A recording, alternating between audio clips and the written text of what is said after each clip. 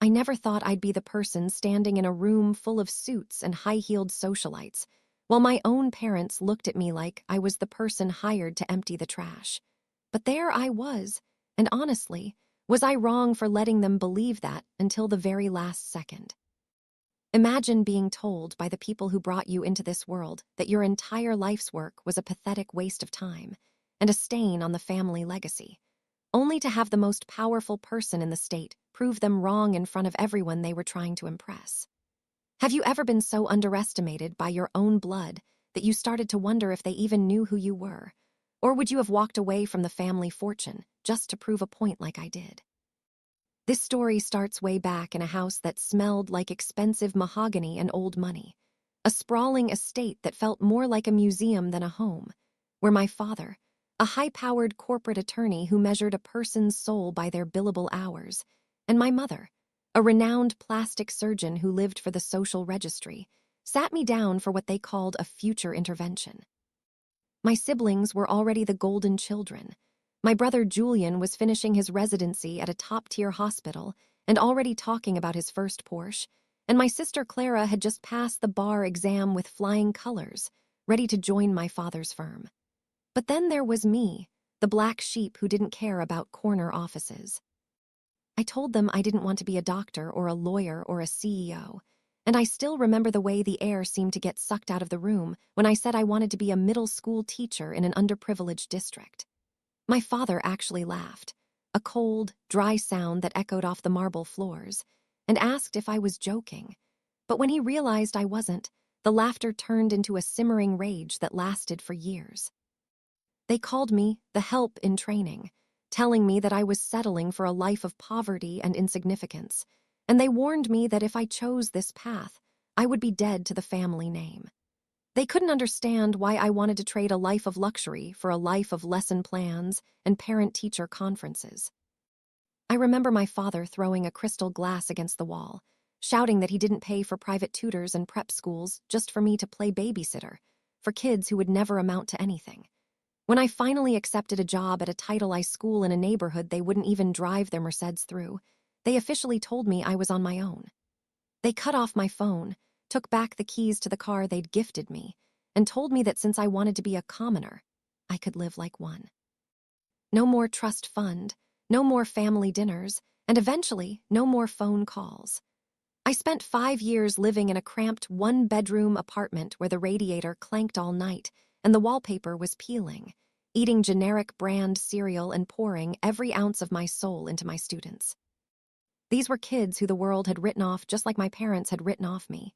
Kids who came to school hungry, kids who slept on couches, but kids who had sparks of genius that just needed a little fuel. I saw potential in them that no one else bothered to look for, especially a kid named Marcus. Marcus was a 7th grader who was brilliant at math, but headed for a life of trouble because he didn't have a single adult who believed he could be anything more than a statistic. I stayed late every day, tutoring him in a classroom that was freezing because the school couldn't afford proper heating. I bought books with my own grocery money, skipping meals some weeks just so my classroom library had stories that looked like my students'. I developed a specialized literacy and logic program that combined real-world problem solving with classical literature, and slowly, the magic started to happen. My students weren't just passing, they were thriving. Test scores started raising so high that the local board of education started taking notice, and then the state board, and then the national news. My parents, meanwhile, were busy climbing the social ladder in their ivory tower, hosting galas where they would tell their friends that their 3rd child was traveling abroad, or finding themselves on a spiritual journey because they were too ashamed to admit their daughter was a lowly teacher in the inner city. They had wiped me from their social media and their dinner conversations. I remember one specific Thanksgiving where I sat in my tiny kitchen eating a microwave dinner while watching their Instagram stories of a 20-course meal with the city's elite. They didn't even send a happy Thanksgiving text. I was dead to them because I chose a chalkboard over a boardroom. I spent my weekends writing grants, reaching out to local businesses for donations of old laptops, and often spending my Sunday nights grading papers by candlelight when I couldn't afford the electric bill during a particularly cold winter. Every time I felt like giving up, I thought of Marcus and his classmates.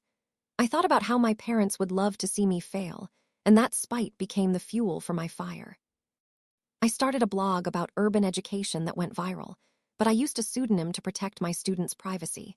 So even then, my parents had no idea it was me. I was becoming a ghost in their world, but a titan in mine. My days were long, starting at 6:00 a.m. to prep the classroom and ending at 9:00 p.m. after parent meetings in dingy community centers. I wasn't just a teacher. I was a social worker, a therapist, and a mentor. I dealt with gang violence threats, broken homes, and a crumbling infrastructure. But every time Marcus got an A or a student told me they wanted to go to college, it felt better than any six-figure bonus my father ever bragged about.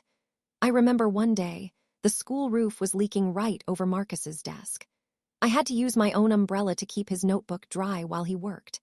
That moment solidified it for me. I wasn't just teaching, I was protecting their future.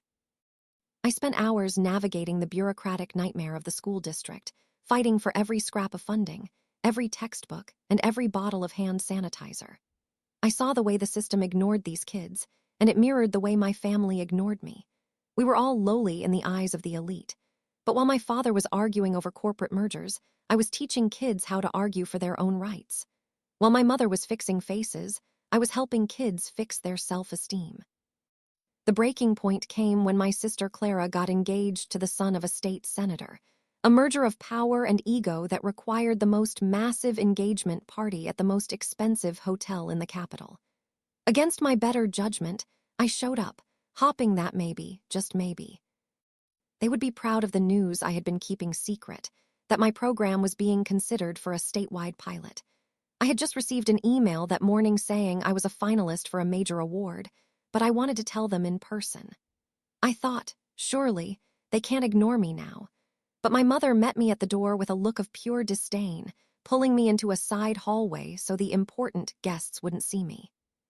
She told me I could stay as long as I stayed in the back and didn't tell anyone what I did for a living, because she didn't want to explain why her daughter was wearing a dress from a department store sale rack and had ink stains on her fingers. She actually tried to hand me a tray at one point, joking that I'd be more useful as a server since I was so used to being among the working class. The sheer audacity of it made my blood boil, but I stayed quiet.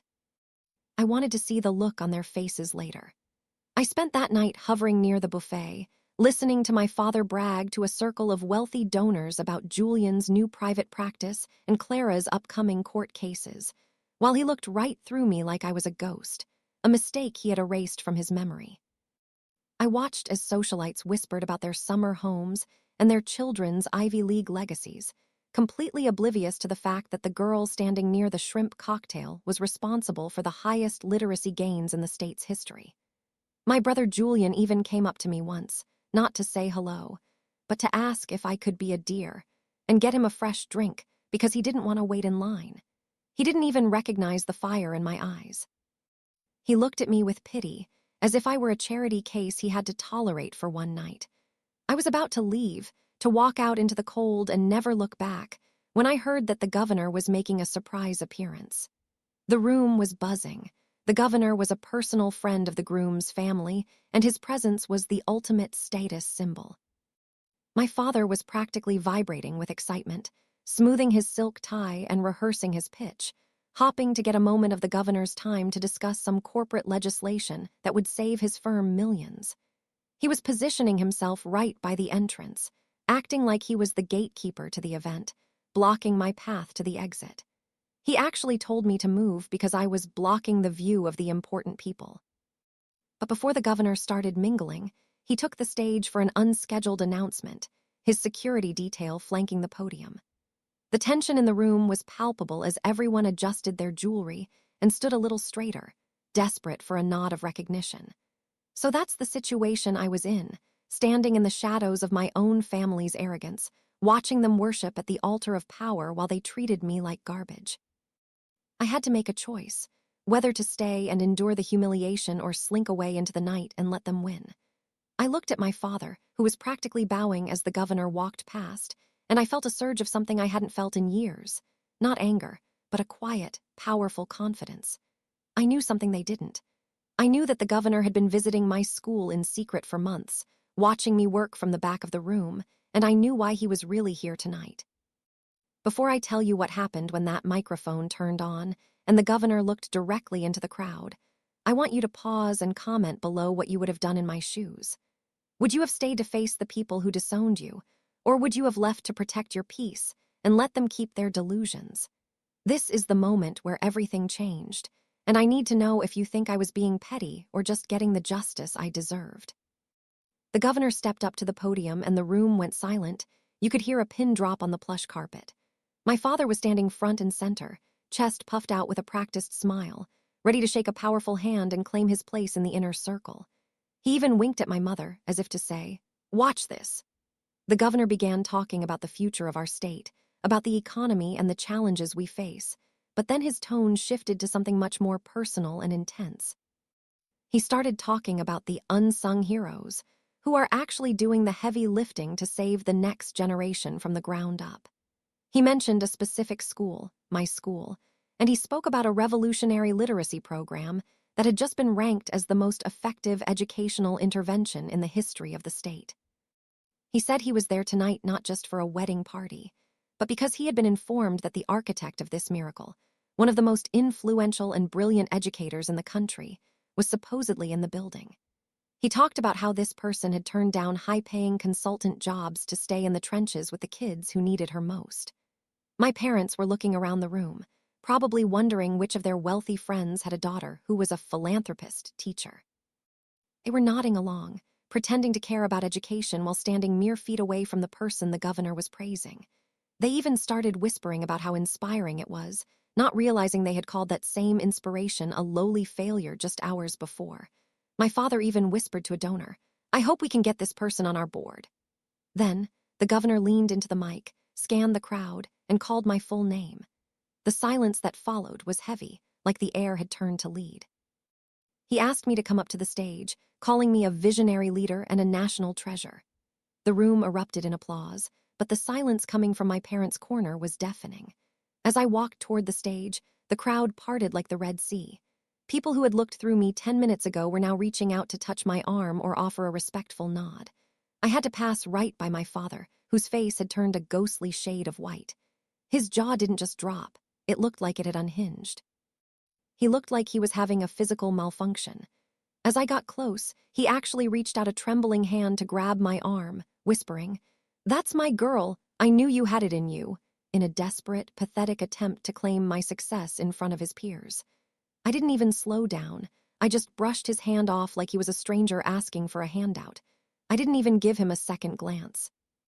I stepped up onto that stage, and the governor shook my hand vigorously, handing me a plaque and announcing that he was officially appointing me as the new chairperson for the State Education Reform Task Force, a position that came with a massive budget, a direct line to his office, and more political influence than my father's law firm could ever dream of buying.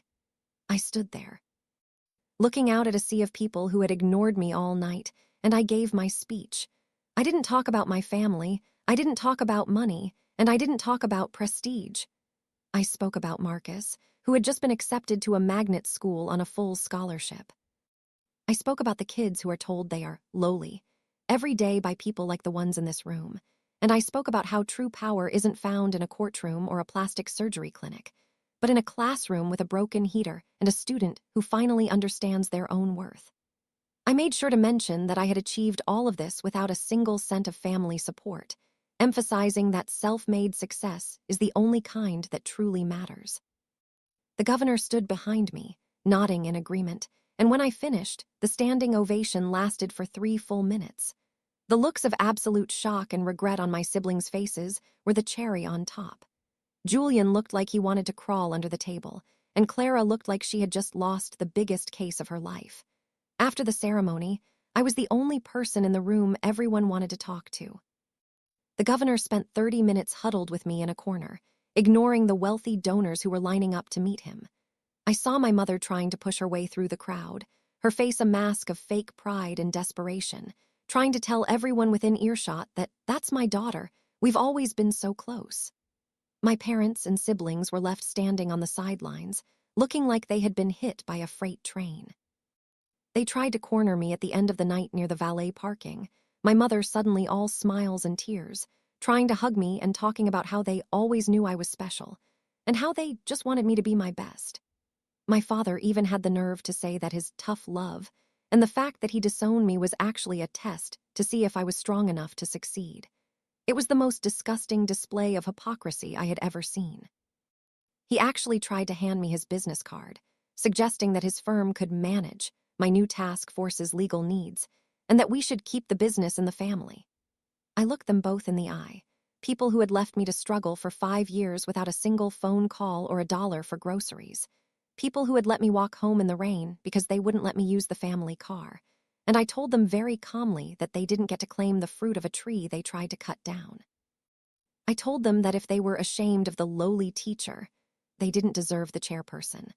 I watched the realization sink in, that they hadn't just lost a daughter, they had lost the most powerful connection they would ever have, and they had lost it because of their own shallow pride. I walked to my beat-up car, ignored their pleas to come home for Sunday dinner, and drove away into a future they were no longer a part of. My brother Julian tried to text me later asking for a small loan for his practice because his Porsche payments were catching up to him, and I blocked him. My sister Clara tried to ask if I could influence a judge for one of her firm's cases, claiming family sticks together, and I blocked her too. My mother tried to send me a heartfelt letter about how she missed our shopping trips, the ones we never actually had, and I threw it in the trash without reading it. She even tried to post a proud mom photo on Instagram using an old picture from my high school graduation, and I reported it for being misleading. My phone was blowing up with apologies, and "we missed you" messages from aunts and uncles I hadn't heard from in half a decade, people who had ignored my existence until I was a name on the governor's lips. I deleted every single one of them. I spent the next several years traveling the state, building new schools, upgrading technology in forgotten districts, and giving voices to the voiceless. I even got to hire Marcus as an intern after he graduated with honors, watching him grow into the leader I knew he could be. He's now a teacher himself, and I couldn't be more proud. My parents tried to show up at my new office once with a bouquet of expensive flowers, but security turned them away because they weren't on the list. They had to watch from the outside as I became a national figure in education reform. I even wrote a book about my experience, and in the dedication, I thanked the students who believed in me when my own family didn't. I realized that my value wasn't determined by their approval, but by the lives I was changing every single day. The lowly teacher was now the one holding the keys to the future, and my parents were just people I used to know who learned a very expensive lesson in humility, that you should never look down on someone unless you're helping them up, because you never know when they'll be the one you're looking up to. It's funny how people only see your worth when someone they fear or admire points it out to them, but by then, it's usually too late to fix the bridge they burned. True family isn't about DNA. It's about who stands by you when you have nothing, not who tries to crowd around you when you finally have everything. I've built a new family now, made up of fellow educators and former students who know what real struggle looks like. We don't have marble floors or mahogany desks, but we have respect and love, which is something my parents could never buy.